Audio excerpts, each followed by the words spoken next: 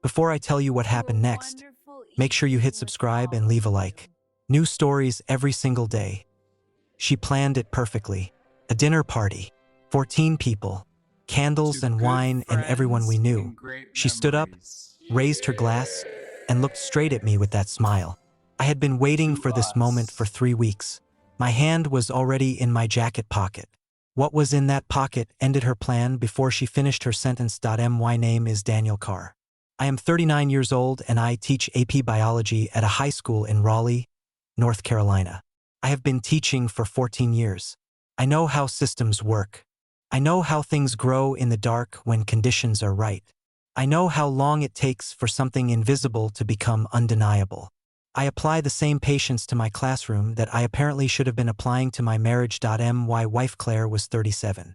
She worked in corporate communications for a pharmaceutical company downtown. Good at her job, good at managing narratives, good at understanding what information to release and when and to whom. Those skills had served her well professionally. They had also, I would learn, made her exceptionally capable of managing me. My best friend from college was a man named Scott Tierney. We had been close for 17 years. He was the best man at our wedding 6 years ago. He had given a speech about loyalty and friendship and the kind of man he was proud to call his brother. I had kept a video of that speech on my phone for years because it made me genuinely emotional every time I watched it. I deleted it in October. The first sign was in August. Claire had always been an early riser. Up at 6, coffee made, out the door by 7:30. In late August she started sleeping until 8. Then until 8:30. She told me she was exhausted from a new project at work. She told me the commute had been getting to her. She told me she was fighting off something. I believed all of it. I am a biology teacher. I know what the early symptoms of illness look like. I attributed everything to exactly what she described. The second sign came in September. We had been to Scott's apartment for dinner. He had a rooftop terrace and he liked to cook, and the four of us had been doing these dinners every few weeks for years. His girlfriend at the time, a woman named Dana, had been there. Claire had been unusually quiet. Not upset quiet. Watchful quiet. The kind of quiet that comes from someone monitoring a situation. I noticed that Scott refilled Claire's water glass twice without being asked. I noticed that Claire thanked him without looking at him. I noticed that Dana talked more than usual, filling the silence that had appeared in the room like furniture nobody wanted to acknowledge. I filed it away without knowing what I was filing. The third sign was in October. I was in the bathroom one morning when I opened the cabinet under the sink looking for a replacement razor. In the back of the cabinet, behind a box of cold medication and a package of bandages, I found a small paper bag from a drugstore. Inside were 2 pregnancy test boxes, both empty, both missing their contents. I put the bag back exactly where I found it. I stood at the bathroom sink for a long time looking at my own reflection. Then I went to the kitchen and made coffee and sat at the table and thought carefully about what I actually knew and what I needed to understand. I called a private investigator named Robert Finch that afternoon. Robert had been used by a colleague of mine 3 years earlier during a property dispute and had been described as thorough, discreet, and completely without drama. I met him at a coffee shop near the university and told him what I had observed over the previous 2 months. The exhaustion, the behavioral changes, the empty test boxes, the dinner at Scott's apartment. Robert asked 2 questions. How long had Scott been part of our social circle, and whether there had been any other behavioral changes in Claire's pattern that I had attributed to other causes that I thought about the previous 6 months. The evenings she had arrived home later than expected. The business trips that had multiplied in frequency. The way she had started taking her phone into the bathroom. The gradual reduction in physical affection that I had attributed to work stress and the natural settling of a 6-year marriage. All of it was assembling into a picture I had been declining to look at directly. Robert told me he would be in touch within 2 weeks. He came back to me in 11 days. I met him in the same coffee shop. He ordered nothing. He placed a folder on the table and opened it without ceremony. The folder contained photographs. The dinner party was at our friends Mark and Susan's house on a Saturday evening in October. Claire had suggested it 3 weeks earlier. Casually, over dinner, the way she suggested things she had already decided. Mark and Susan are talking about doing a dinner. I said it would be fun. She said she would reach out to them. I said that sounded good. I had not understood the significance of the timing until I heard the recording. She had planned the venue, the guest list, the occasion. All of it constructed around a single moment she intended to stage that I spent the week before the dinner operating exactly as I had been operating for 2 months. Warm, present, entirely unremarkable. I asked about her week. I made coffee on Sunday mornings. I suggested a film on Wednesday evening. I was the husband she had counted on me being. On Friday evening, I drove to Patricia's office and signed the divorce petition she had prepared. I had already provided Robert's documentation. Patricia would file Monday morning. On Saturday morning, I asked Robert to send the audio file to my phone. He confirmed receipt. I transferred it to a flash drive I had purchased specifically for this purpose. I put the flash drive in the inside pocket of the jacket I intended to wear that evening. Then I went to the kitchen and made breakfast and read the paper and let the morning pass at its own pace. Claire came downstairs at 9 in the blue dress she had bought specifically for the occasion. I had watched her hang it in the closet 3 weeks earlier and thought nothing of it. Now I understood the selection. "You look nice," I said. She smiled. "Thank you." She poured coffee. "Big night." I looked at her over my cup. "Yes," I said. "It really is." She did not notice anything in my tone. She had decided what kind of man I was a long time ago and had stopped checking whether that assessment was still accurate. That was her mistake. We arrived at Mark and Susan's house at 7:15. The driveway was already full. 6 cars I recognized from our social circle. Through the front window, I could see people moving in the warm light of the dining room. The kind of scene that looked entirely ordinary from the outside and was not ordinary at all. Claire touched my arm as we walked to the door. She was performing ease, the particular lightness of someone who has rehearsed a role and is stepping into it for the final time. "You seem quiet," she said. "Long week," I said. "Ready for a good evening." She smiled. "Me too." I put my hand briefly on her back as we reached the door. She did not flinch. She had no reason to flinch. She still believed she was the one with the complete picture. Susan opened the door before we knocked. Warm hugs, the smell of something good from the kitchen, the sound of a dozen conversations layered over soft music. Mark handed me a drink. Claire moved immediately into the room with the ease of someone who had already mapped it. I watched her work the space, greeting people, touching arms, laughing at the right moments. She was composed and radiant and entirely in control of the room she had selected for this purpose. Scott arrived 20 minutes later. He came in with Dana, his girlfriend, who still did not know anything. He was dressed carefully. He shook my hand with the grip of a man compensating for something. His eyes went to Claire immediately and then away just as quickly, the practiced avoidance of someone who has rehearsed his own performance. "Good to see you, man," he said. "You too," I said. I meant it in a way he did not understand yet. Dinner was served at 8.14 people at a long table. 2 tables pushed together in Mark and Susan's dining room, candles down the center, wine glasses full, the comfortable noise of people who had known each other long enough to stop performing for each other. Except 2 of them were performing more carefully than anyone at that table understood. I sat at the far end from Claire. She had suggested the seating casually that afternoon, mentioning that it would be easier for conversation if we split up rather than sitting together. I had agreed without comment.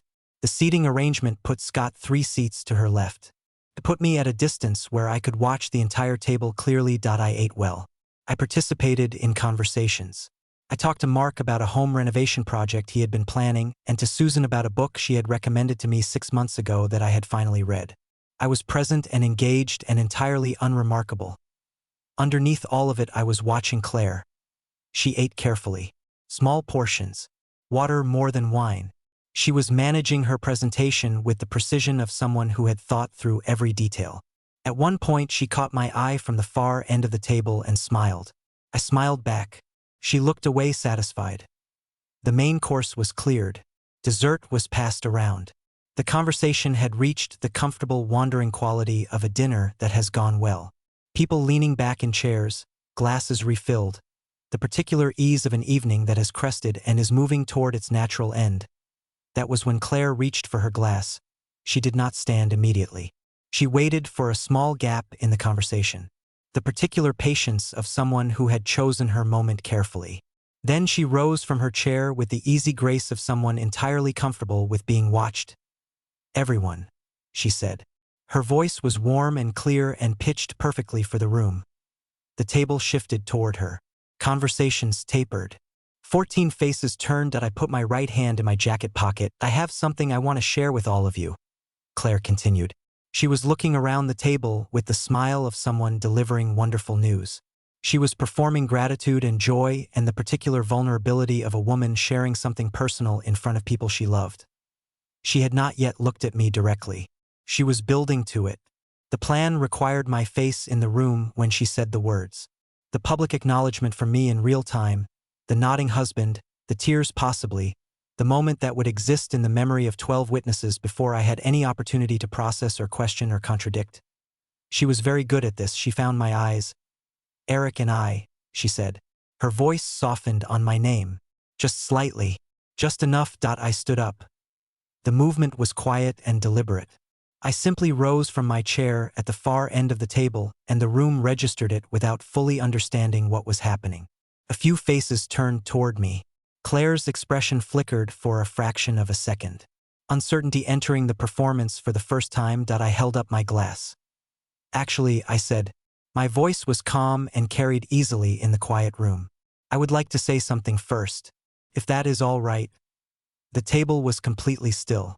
14 people looking between me and Claire, trying to read the room, finding something they could not quite identify. Claire's smile was still in place, but it had changed quality. It was holding now rather than flowing. I looked around the table. At Mark and Susan, who had been our friends for 8 years. At the colleagues and neighbors and people who had attended our wedding. At Dana, who was sitting beside Scott and who had no idea what was about to change for her. Scott, who had gone very still. I reached into my jacket pocket and placed the flash drive on the table in front of me. I did not explain what it was. I simply placed it there and let it sit. Claire's glass lowered slightly. I would like to toast, I said, to honesty. Because the news Claire is about to share with you deserves to be heard alongside the full truth of the situation. The room had gone completely silent. I looked at Claire directly for the first time that evening. She looked back at me, and I watched her understand in real time that the man she had assessed and planned around and trusted to be exactly who she had decided he was had been something else entirely for the previous 3 weeks. Go ahead, I said quietly. Tell them. She did not tell them. The silence extended for several seconds, and then Mark said something careful about maybe giving people a moment, and Susan was already standing and someone was reaching for a wine bottle, and the room began the particular reorganization that happens when a social situation has gone somewhere nobody planned for and everyone is trying to find ground. Claire sat down. She set her glass on the table without drinking from it. Her expression had closed completely. The performance was over, and what was underneath it was a woman who had just understood that the architecture of her plan had been standing on a foundation she had misread. Scott did not look at anyone. He was studying the tablecloth with the focused attention of a man who has decided that if he does not move, nothing will require him to respond. Dana looked between Scott and Claire, and then at me with an expression that was beginning to assemble something she did not want to assemble. I picked up the flash drive from the table and put it back in my pocket. I did not need it anymore. It had served its purpose simply by existing in plain sight. The threat of what it contained had been sufficient. I looked at Mark. Dinner was excellent, I said. Thank you for having us. Then I took my jacket from the back of my chair and walked out of the dining room and through the front door into the October night. I drove to Aaron's house. He was home. He opened the door, looked at my face, and stepped aside without asking anything. I sat at his kitchen table and he made coffee and we sat in silence for a while. Then I told him everything. He listened without interrupting. When I finished, he was quiet for a long moment. Then he said, "How long have you known? 3 weeks, I said. He exhaled. And tonight, she was going to announce the pregnancy in front of everyone, I said. Establish the narrative publicly before I had any opportunity to question the timeline. Make it our news in front of 12 witnesses. Aaron looked at his coffee cup. What did you do? I stood up first, I said. He looked at me. That is it. That was enough, I said. He nodded slowly. He understood the simplicity of it. Sometimes the most devastating thing you can do to a constructed plan is simply to demonstrate that you can see it clearly. I slept on Aaron's couch that night. I had brought a bag I had packed quietly over the previous week and left in my truck. I had been preparing for this the same way I prepared everything. Methodically, without announcement, without drama. Patricia filed Monday morning. The divorce petition included Robert's documentation, the audio recording, and a detailed timeline of the events leading to the filing. Claire's attorney called Patricia's office by noon. The conversation that Patricia relayed to me that afternoon told me that Claire's position had shifted significantly overnight. She is not contesting the paternity, Patricia said.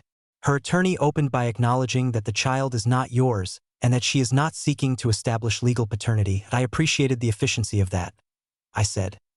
Patricia continued. She is asking for the jointly held savings and her vehicle.